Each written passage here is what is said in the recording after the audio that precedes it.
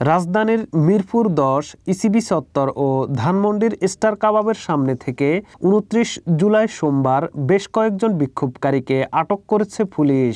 এ সময় রাজধানীর পল্টন ও ইসিবি চত্বরে আন্দোলনকারীদের উপর লাঠিচার্জ করেছে পুলিশ।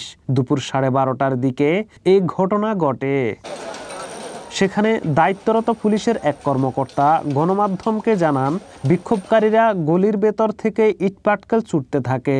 পরে পুলিশ তাদের সেখান থেকে সরিয়ে দেয়। এ সময় কয়েকজনকে আটক করা হয়েছে।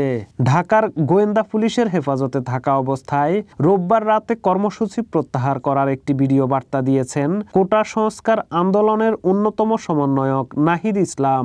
অন্য দুজন সমন্বয়ক অভিযোগ করেছেন, জিম্মি করে নির্যাতনের মুখে এই বক্তব্য দেয়ানো হয়েছে।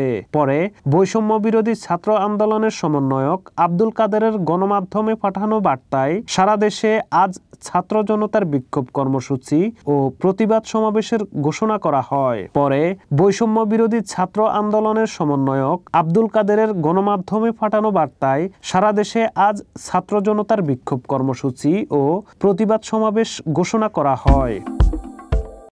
সামাজিক যোগাযোগ মাধ্যমে আজ ঢাকার ৮টি স্থানে বিক্ষোভ কর্মসূচি হবে বলে জানানো হয়েছিল। ঘোষণা দেওয়ার পর থেকে সকাল থেকেই এসব এলাকায় পুলিশ মোতায়েন করতে দেখা গেছে।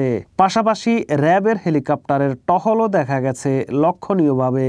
অন্যদিকে সেনাবাহিনীর সদস্যদেরও রাজধানীর বিভিন্ন সড়কে টহল দিতে দেখা যায়। বিক্ষোভ কর্মসূচির সময় মিরপুর ১০ নম্বরের গোলচত্বর থেকে ১০ জনকে আটক করা হয়েছে বলে গণমাধ্যমকে জানিয়েছেন মিরপুর থানার ভারপ্রাপ্ত কর্মকর্তা ওসি মুন্সি সাব্বির। ধানমন্ডির স্টার কাবাবের সামনে থেকে ১০ জনকে আটকের কথা জানিয়েছেন নিউ মার্কেট জোনের সহকারী কমিশনার মোহাম্মদ রেফাতুল ইসলাম।